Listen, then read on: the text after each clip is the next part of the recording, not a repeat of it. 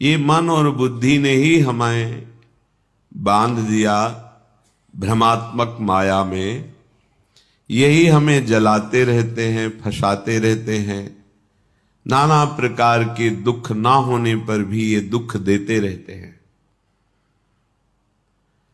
मय्येव मन आधत्सो मयि बुद्धिम निवेशय, भगवान का आदेश है। अर्जुन जी के सामने खड़े हैं भगवान।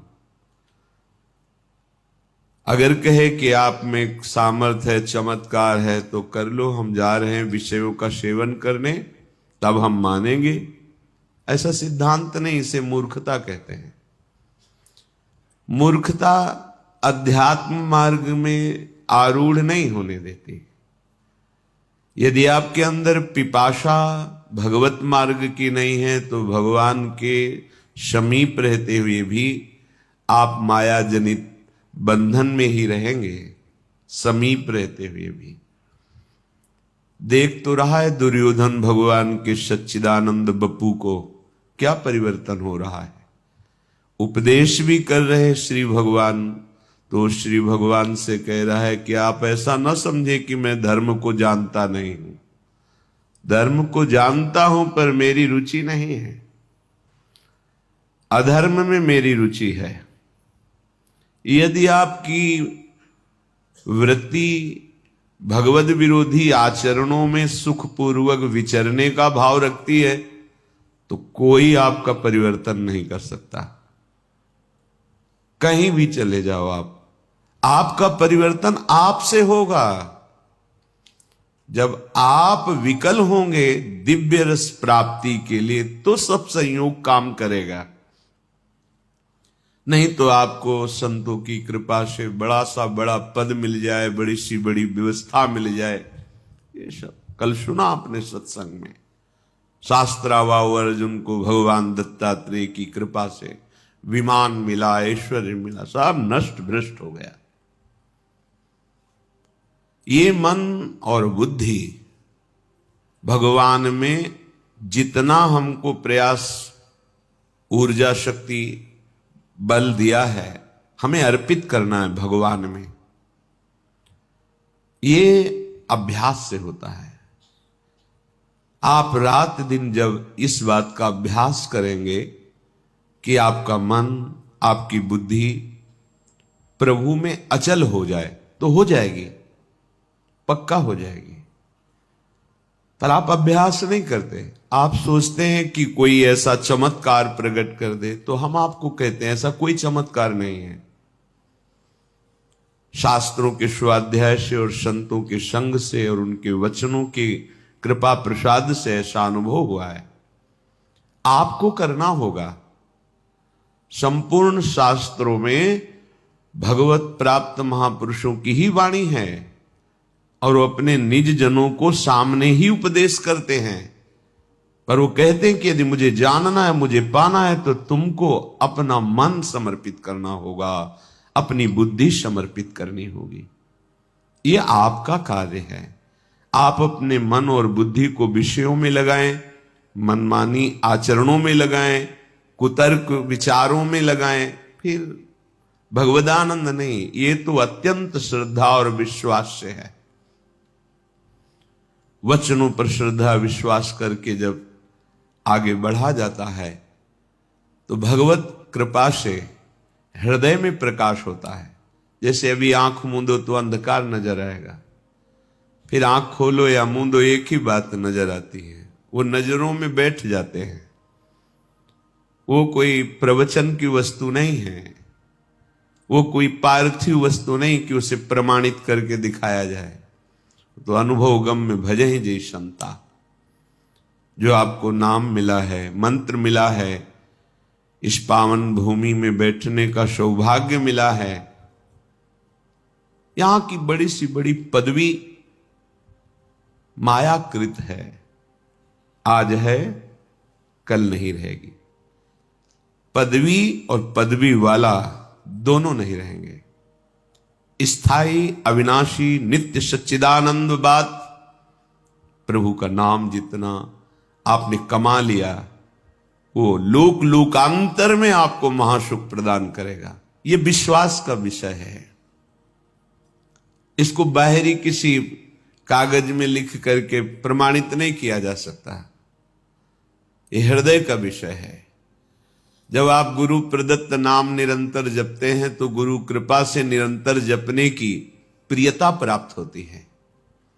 अव्यावृत भजनात्, भजन करते करते ऐसी स्थिति आ जाती है जो अनिर्वचनीय है। एक दो बार प्रश्न हुआ कि भगवत प्राप्ति के बाद कैसा लगता है, मोक्ष होने के बाद कैसा लगता है। तो ये तो बहुत बड़ी बात है। बहुत सुंदर गुलाब जामुन आपको पवावे, कैसा लगा आपको? मीठा नहीं, वैसे कैसा लगा? बहुत अच्छा नहीं, कैसा? बहुत अच्छा कैसा लगा? अब बोलो, आप कहोगे खा के देख लो, बस यही उत्तर होगा।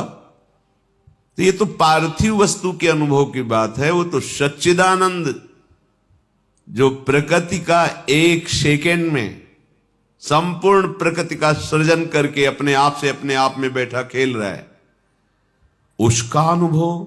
और फिर वो बतावे कि ऐसा लगता है, नहीं। ये वाणी के अगोचर विषय है।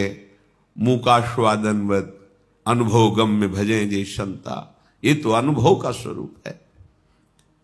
तिल भर पृथक न रहा, बढ़ चला परम नवीन अतुल रस रंग। कभी बढ़ी व्याकुलता होती, फिर जब होता अमिलन भान, तुरत प्रकट हो कर स्मृति में तुम करते सुखद स्पर्श का दान। तब से कभी वियोग कभी मिलन होता, फिर कभी मिलन संभोग। रहती प्रिय अनुभूति बाहे, अंतर रहता नित रस संयोग। ये स्थिति जागृत होती है।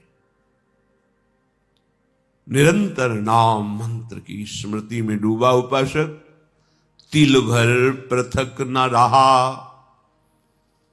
तिल भर भी अब अंतर नहीं रह गया। किसी ने प्रश्न किया, क्या जीव कभी भगवान हो सकता है क्या? अभी आप जानते नहीं हैं, जीव कभी हुआ ही नहीं। आपको समझ में ही नहीं, यही तो भ्रम है। जीव कभी हुआ ही नहीं। जीव किसे कहते हैं? जिसने शरीर को मैं मान लिया उसे जीव कहते हैं, और जिसने शरीर राग का त्याग कर दिया उसे शिव कहते हैं। शिवोहम सोहम स्मृति वृत्ति अखंडा। कुंडल नाम आकार का हुआ है सोना ही, कंकण नाम आकार का हुआ है सोना ही, हार नाम उसी स्वर्ण का ही है। ये नाम रूप गलित कर दो तो बचा क्या? स्वर्ण ही। तुम्हारा जीव संज्ञक संबोधन शरीराभिमान के कारण है, नहीं तुम शिव स्वरूप ही हो, भगवत स्वरूप। तिल भर पृथक न रहा, तस्मित तंजने भेदा भावात। जो निरंतर भगवत चिंतन में मगन है, जिनका कहीं कोई शरीर भान इंद्रिय सुख नहीं रह गया, उनमें और भगवान में अंतर नहीं। अंतर ना होते हुए भी एक अंतर है। मोरे मन प्रभुवस विश्वासा, और राम ते अधिक राम कर दासा। अधिक राम कर दासा। भगवान के रहते हुए भी हमारी माया की वृत्तियां नष्ट नहीं हुई, वो हृदय में अभी बैठे हैं। पर भगवान के प्रेमी महाभागवत का आश्रय लेकर उनके वचनों के अनुसार चलो तो बैठे नहीं रह सकते। यहां छुप कर नहीं बैठे रह सकते, वो प्रकाशित हो जाएंगे। बढ़ चला परम नवीन अतुल रस रंग, जिसकी त्रिभुवन में किसी से भी तुलना नहीं दी जा सकती। कैसा स्वाद है भगवदानंद? बोले अमुक जैसा, उदाहरण ही नहीं है, वो अद्वितीय है। तिल भर पृथक न रहा, बढ़ चला परम नवीन अतुल रस रंग। किससे उदाहरण दे? भगवदानंद कैसा? बोले ऐसा नहीं है ही नहीं, वो केवल अद्वितीय है और वो केवल अनुभव में, जाने मोरी छाती वाणी भी नहीं। ध्रुवदास जी कहते हैं जिन नेत्रों ने देखा उनको बोलने की सामर्थ्य नहीं, जो वाणी बोल रही उसने देखा नहीं, कैसे बात को बतावें। कभी बड़ी व्याकुलता होती है, कब? जब एकदम भाव आया, अरे प्रभु हमसे दूर हैं, अभी अभी उन्हीं में डूबे हुए हैं। क्षण में भाव आया, मैंने तो कभी उनको एक बार भर नेत्र भी नहीं देखा। दहाड़ मार के रोना शुरू हो गया।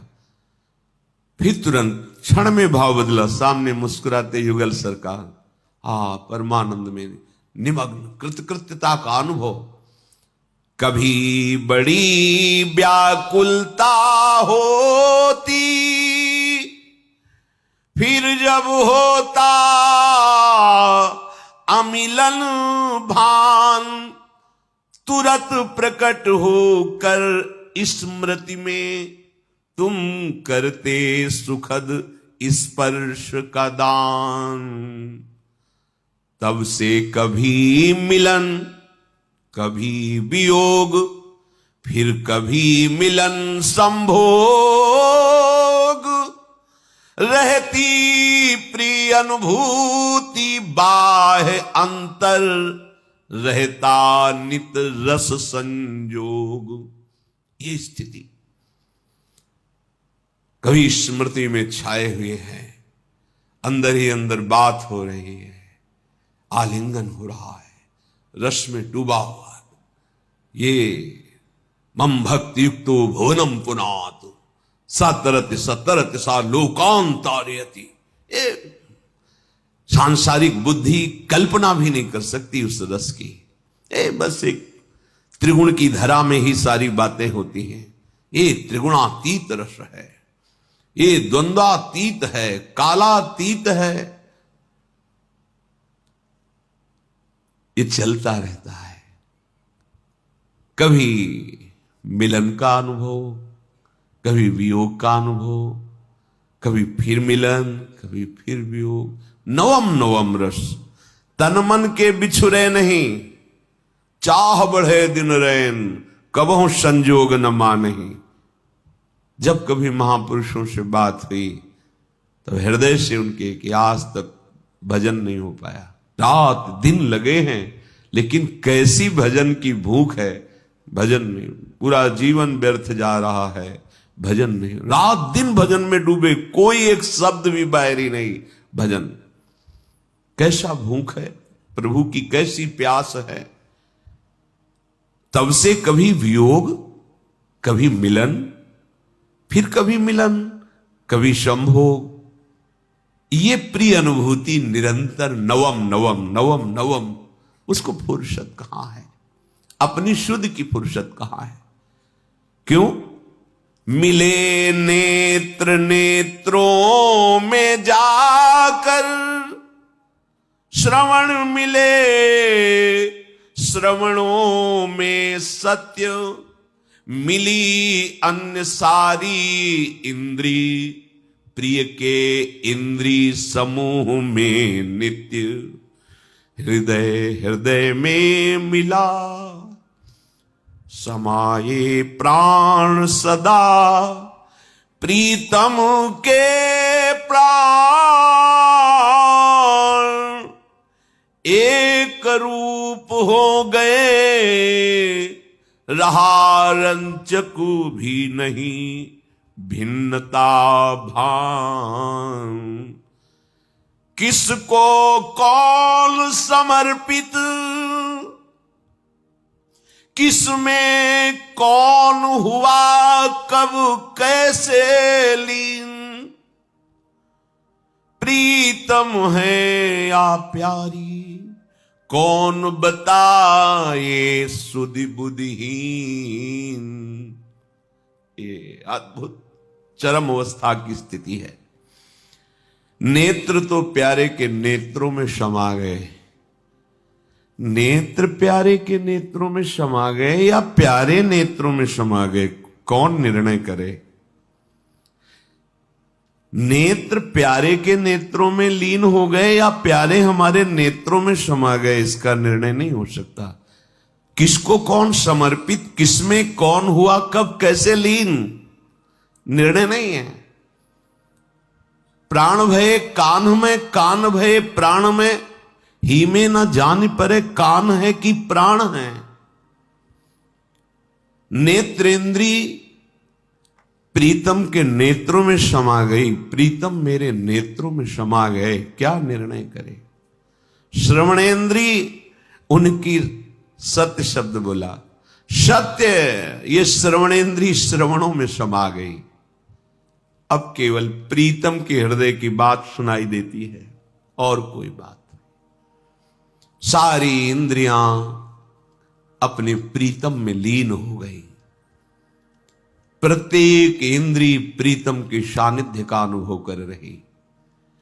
हृदय हृदय में मिल गया, प्राण प्राण में समा गए, प्राण प्रिया प्रीतम हो गए।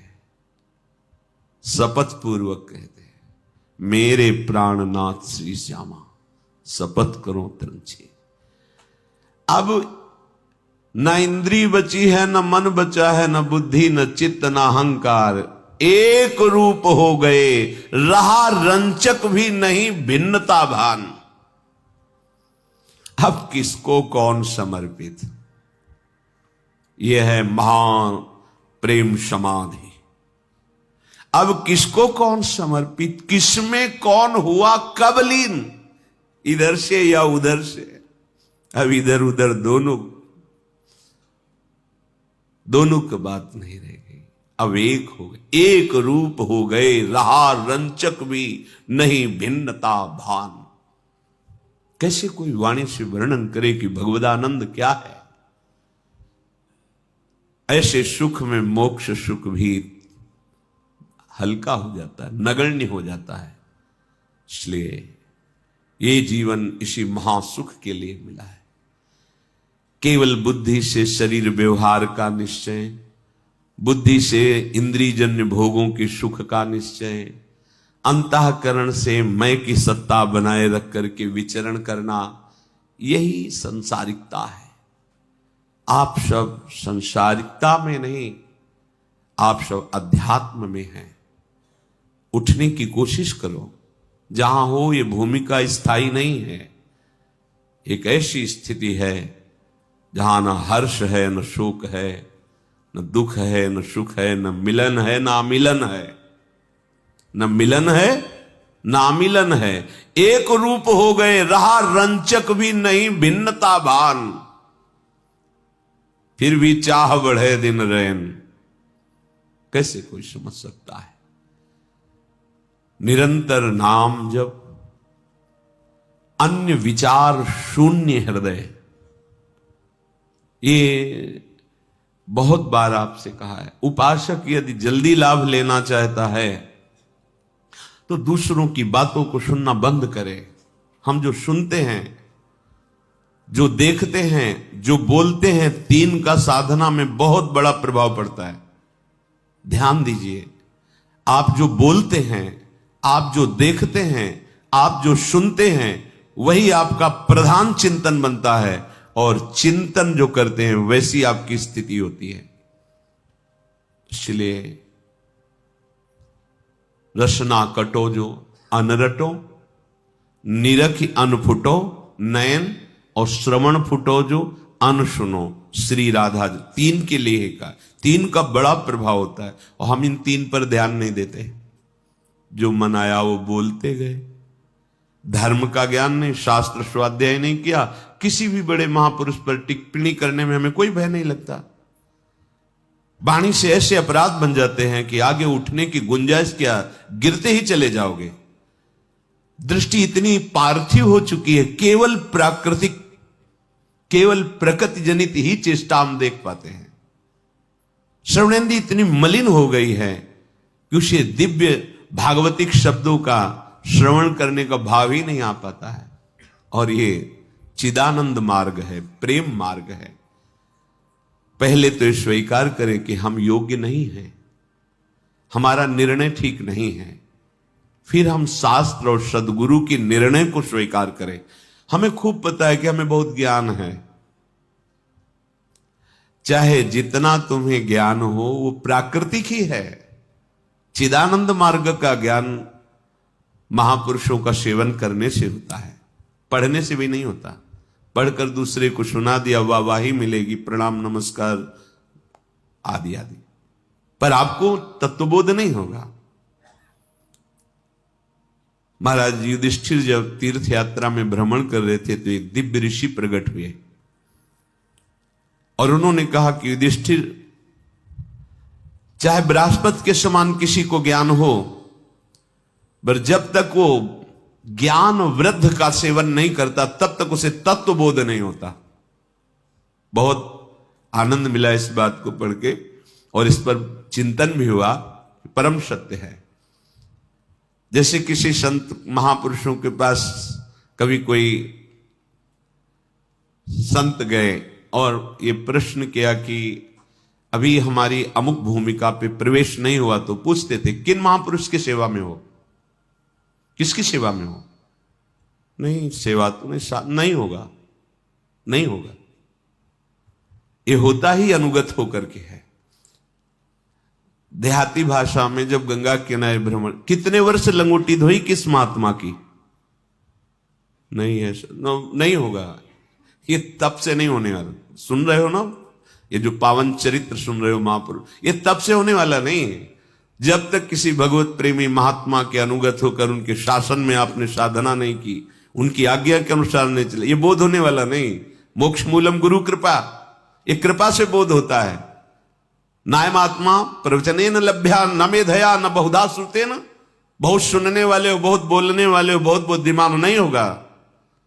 बिना भगवत प्रेमी महात्माओं के संग का तात्पर्य होता है उनके रंग में रंगने के लिए व्याकुलता होनी, उनके अनुसार चलना। क्यों में उन्हें नितिक धर्मिन संग रंग बढ़त नित नित सरस नित नित प्रेम अभंग, यह जो कृपा हरिवंश की।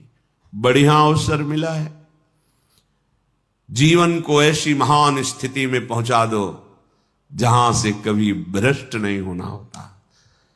वो अमोघ स्थिति है, सब कुछ खुले नेत्रों से दिखाई देगा। इन्हीं नैनन सब सुख देखें, अपनो जन्म सुफल कर लेखें। इन्हीं नेत्रों से, ऐसे इन्हीं नेत्रों में वो नेत्र प्रकाशित हो जाते हैं, जिसे भगवत रसिक जी कहते हैं, चश्मा नित्य बिहार को दियो बिहारिन मोए। इन्हीं नेत्रों में वो नेत्र प्रकाशित हो जाते, खुले हो या बंद हो, अपने प्राणाराध्य प्रभु को निरखता रहता है, उनकी एक एक चेष्टा देखता रहता है, उनकी एक एक वृत्ति मनोवृत्ति देखता रहता है। प्रभु की मनोवृत्ति एक एक मन मन की रुचि जान नेह विधि, अपार आनंद। वो आनंद कहीं ब्रह्मा को भी पद में भी नहीं है भाई। इस मृत्यु लोक के सुखों की तो बात जाने दो। एक बार ये जन्म प्रियालाल के चरणों में देते हैं, दृढ़ निष्ठा करके। अब चाहे प्राण चले जाएं, ऐसा कष्ट मिले, चाहे सारा संसार हमें सम्मान दे, दोनों तरफ हमें दृष्टि नहीं डालनी, अपने लक्ष्य की तरफ दृष्टि डालनी। एक क्षण के लिए भी हम प्रभु को ना भूलें। फिर देखो आनंद, देखो कैसा आनंद आता है। इन भोग सामग्रियों के लिए आप परेशान हैं, ये मायाकृत है, तो आपके पीछे डोलेंगी। अभी आपको पता नहीं है ना, रहस्य पता नहीं है, इसलिए आप पागल घूम रहे हो इंद्रियजन्य भोगों को संग्रह करने में। अरे ये तो तुम्हारे पीछे डोलेंगे, बाधा रूप से डोलेंगे, तुम्हें बाधा पहुंचाने के लिए। जिनकी तुम आराधना करते हो भोगों की, वो भोग तुम्हारी आराधना में बाधा पहुंचाने के लिए आएंगे। बस विश्वास मान करके राधा राधा को, न कोई बाधा तुम्हें गिरा पाएगी और न कोई विघ्न तुम्हारे मार्ग में तुम्हें रोक पाएगा।